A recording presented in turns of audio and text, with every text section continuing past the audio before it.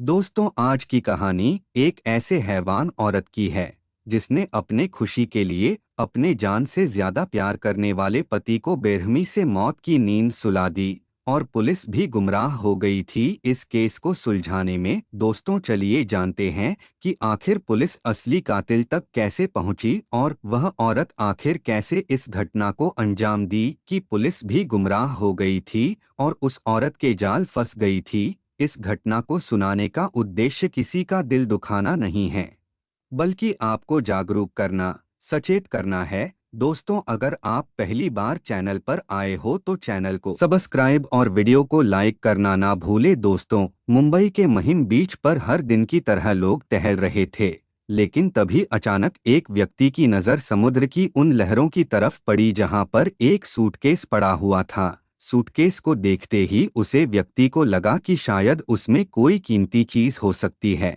इसीलिए वह तेजी से उसकी तरफ बढ़ा।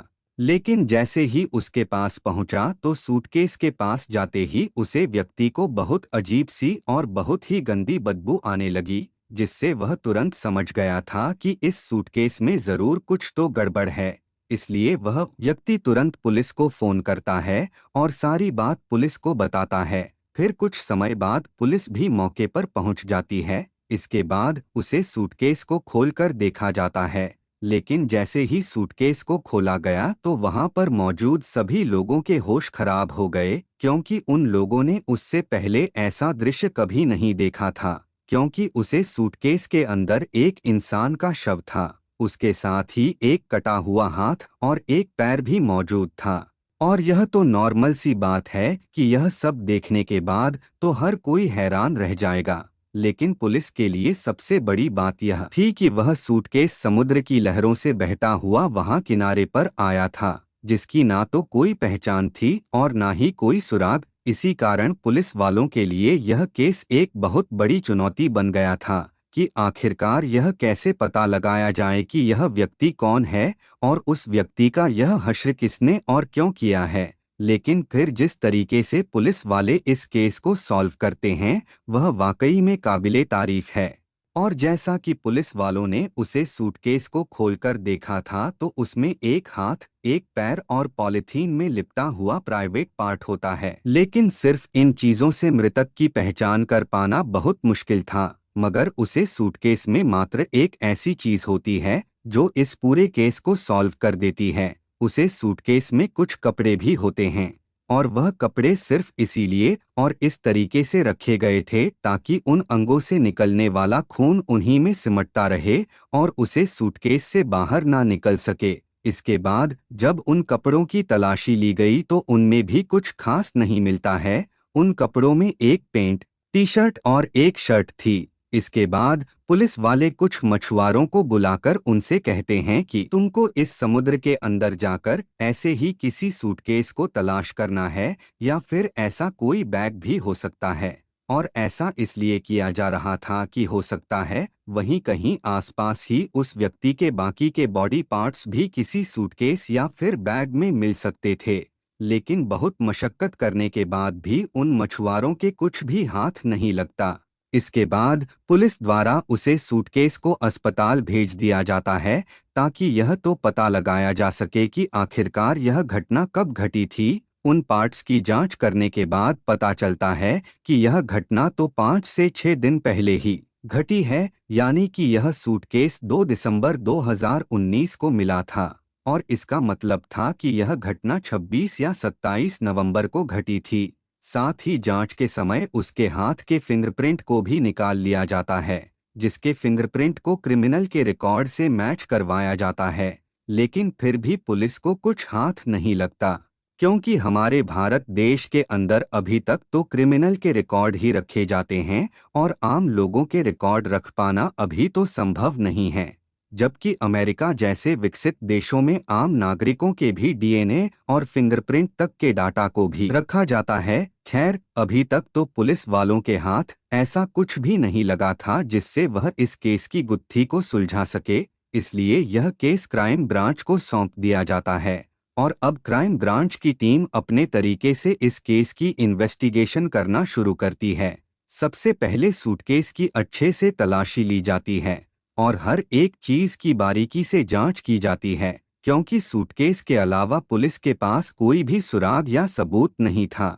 और जैसा कि मैंने आपको पहले ही बताया था कि उसे सूटकेस में कुछ कपड़े भी थे और उन कपड़ों में सब कुछ रेडीमेड था, लेकिन एक शर्ट ऐसी भी थी जो सिलवाई गई थी और उस शर्ट पर एक टैग भी लगा हुआ था जिस पर एल्बम मेंस वेयर लिखा था। और यही टैग इस केस को सॉल्व करने में बहुत बड़ी भूमिका निभाता है। इसके बाद क्राइम ब्रांच की टीम एल्बम मेंस वेयर का पता लगाना शुरू करती है कि आखिर यह शॉप कहाँ है। और फिर थोड़ी ही जांच करने के बाद पुलिस को यह पता चल जाता है कि यह शॉप तो मुंबई के कुर्ला पश्चिम बेलगावी रोड पर मौजूद है। इसके बाद क्राइम ब्रांच की टीम बिना किसी देरी के उस शॉप पर पहुंच जाती है और फिर पुलिस उन्हें वह शर्ट दिखाकर उनसे पूछती है कि क्या यह शर्ट आपके यहाँ सिलवाई गई है, क्योंकि टैग तो इस पर आपकी शॉप का ही लगा हुआ है। इसके बाद उस शॉप पर काम करने वाले टेलर ने कहा कि यह टैग तो हमारी शॉप का ही है और अगर यह शर्ट हमारी शॉप पर सिलवाई गई है, इसका रिकॉर्ड भी हमारे पास जरूर होगा। इसके बाद उस टेलर ने एक बहुत बड़ी लिस्ट बुक निकाली जिसमें वह हर एक कस्टमर के कपड़े के सैंपल के साथ उसका नाम भी लिखकर रखता था।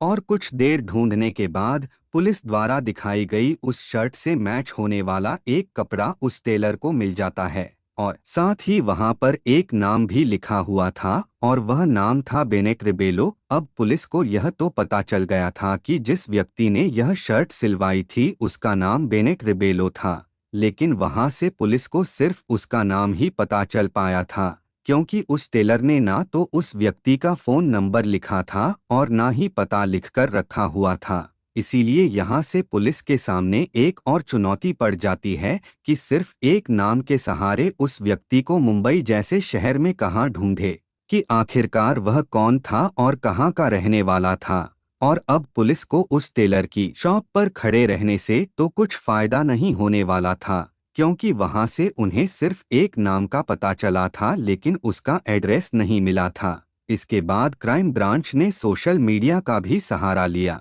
उन्होंने सोचा था कि शायद हो सकता है उस व्यक्ति ने सोशल मीडिया पर अपना कोई अकाउंट बनाया हुआ होगा और अपनी फोटो वगैरह पोस्ट की होगी, और यही सोचकर क्राइम ब्रांच वाले सोशल मीडिया पर अब उस व्यक्ति की तलाश शुरू कर देते हैं।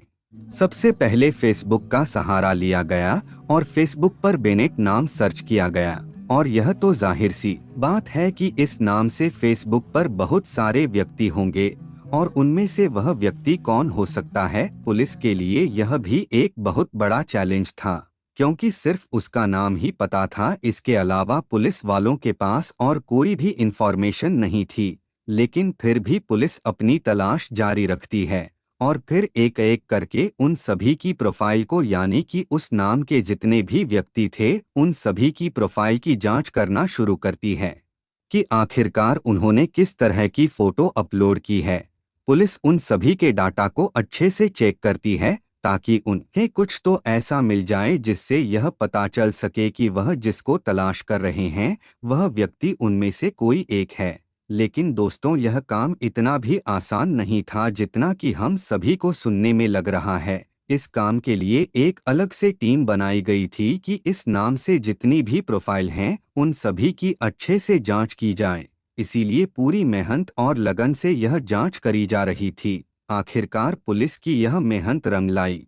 उन्हें एक ऐसा प्रोफाइल पेज मिल जाता है जिसके ऊपर उन्हें पूरा विश्वास था कि होना हो यह वही व्यक्ति है जिसको वह लोग तलाश कर रहे हैं, क्योंकि जिस तरह का हाथ उन्हें उस सूटकेस के अंदर मिला था उस तरह का या फिर उससे मिलता जुलता हाथ उन्हें उस प्रोफाइल पेज में देखने को मिलता है, यानी कि उस व्यक्ति का हाथ भी उन्हें वैसा ही लग रहा था। इतना ही नहीं, जब उस व्यक्ति की प्रोफाइल को अच्छे से देखा गया तो पुलिस को एक ऐसी फोटो भी मिल जाती है जिसमें उसने वही कपड़े पहने हुए थे जो कपड़े समुद्र के किनारे पर पड़े उस सूटकेस में पाए गए थे।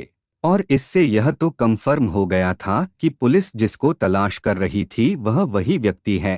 थोड़ी और जांच करने पर पता चलता है कि वह एक म्यूजिशियन है जो कि चर्च में गाना गाता था और उसकी पत्नी का नाम था हेटल। अब पुलिस ने उसके फेसबुक के जरिए यह भी पता लगा लिया था कि उसकी पत्नी का नाम हेटल है और पुलिस ने यह भी नोटिस किया कि दोनों की एक साथ बहुत सारी फोटो हैं और वह अक्सर एक साथ ही घूमते रहते थे, क्योंकि पुलिस को उनके फेसबुक अकाउंट में ऐसे बहुत सारे फोटोज मिल जाते हैं, यानी कि वह एक बहुत ही खुशहाल परिवार था।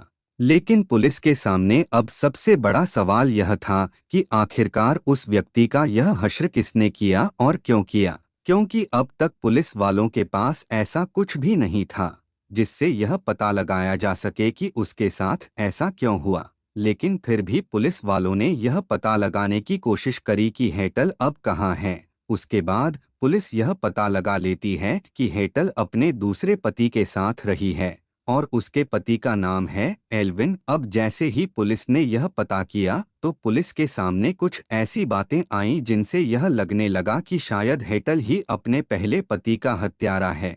लेकिन सिर्फ ऐसा सोचने से ही यह केस सॉल्व नहीं हो सकता था, इसलिए पुलिस ने इस मामले की गहराई से जांच करने का फैसला किया। इसके बाद पुलिस हेटल और एल्विन को पुलिस स्टेशन में बुलाकर उनसे पूछताछ करती है और अब जब उनसे सवाल जवाब किए जा रहे थे तब हेटल ने पुलिस को बताया कि मेरा पहले पति से अक्सर झगड़ा होता था, क्योंकि वह आए दिन शराब पीकर आता था और मुझसे लड़ाई झगड़ा करता रहता था। इसलिए मैंने उससे तलाक लेने का फैसला कर लिया था और कुछ समय पहले ही मेरा एल्विन से शादी हुई है और मैं अब उसके साथ ही रहती हूँ।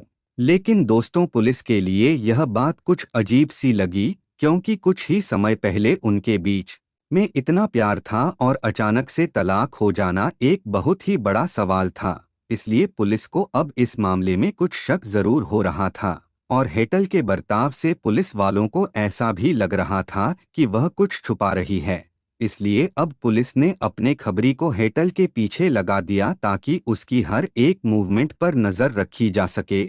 और दोस्तों, थोड़ी ही जांच करने के बाद पुलिस को यह पता चलता है कि हेटल और एल्विन अक्सर किसी एक घर में जाते रहते हैं, यानी कि वह सिर्फ अपने घर पर ही नहीं रहते थे।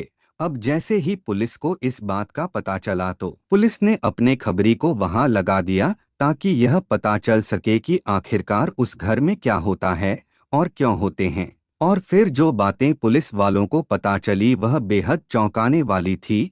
पुलिस को यह पता चला कि वह लोग उस घर में मस्ती करने जाते हैं और वहां पर आए दिन नाइट पार्टी भी होती रहती है। और अब पुलिस ने वह सभी बातें नोट कर ली जो बातें पुलिस को हेटल और एल्विन के बारे में पता चली थी।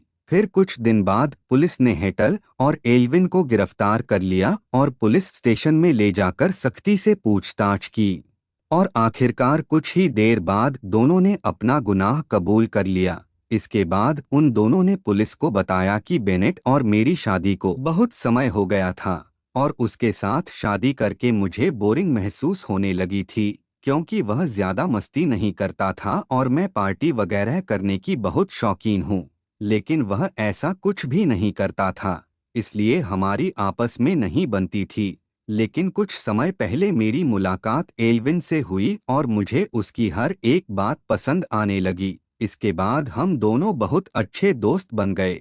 फिर कुछ समय बाद हमारी दोस्ती प्यार में बदल गई और हम दोनों ने साथ में रहने का फैसला किया। लेकिन मेरे लिए यह बहुत मुश्किल था कि मैं बेनेट से तलाक ले सकूं, क्योंकि मुझे ऐसा लगा कि तलाक के बाद वह मुझे और मेरे परिवार को परेशान करेगा। इसलिए मैंने यह सोचा कि क्यों ना ऐसा प्लान बनाया जाए जिससे यह मर ही जाए और मुझे उससे हमेशा के लिए छुटकारा मिल जाए। और फिर मैंने एल्विन के साथ मिलकर यह प्लान बनाया और उसको यह कहते हुए उस पार्टी में बुलाया कि वहां पर बहुत मजा आएगा और वहां पर तुमको हर एक चीज मिलेगी जो तुमको पसंद है, क्योंकि उसे शराब पीने का बहुत शौक था। फिर जब वह पार्टी में आया और उसने शराब पीनी शुरू की तो हमने उसके शराब में जहर मिला दिया और थोड़ी ही देर बाद उसकी मृत्यु हो गई। फिर हमने उसके शरीर के छोटे छोटे टुकड़े कर दिए ताकि हम उसे सूटकेस में डालकर कहीं दूर समुद्र में फेंक सकें। और फिर जब हमने ऐसा ही किया, लेकिन हमें ऐसा लगा था कि यह सूटकेस समुद्र के बीचों बीच चला जाएगा और कोई भी वहां तक पहुंच नहीं पाएगा। लेकिन हमें क्या पता था कि इस सूटकेस को समुद्र की लहरें किनारे पर फेंक देंगी और हमारा यह प्लान फेल हो जाएगा। फिर थोड़ी ही देर बाद पुलिस के द्वारा उन दोनों को गिरफ्तार कर लिया गया और फिर उन्हें सलाखों के पीछे डाल दिया गया। तो दोस्तों, यह कहानी थी कि कैसे एक कपड़े के टैग ने एक मर्डर मिस्ट्री को सॉल्व कर दिया।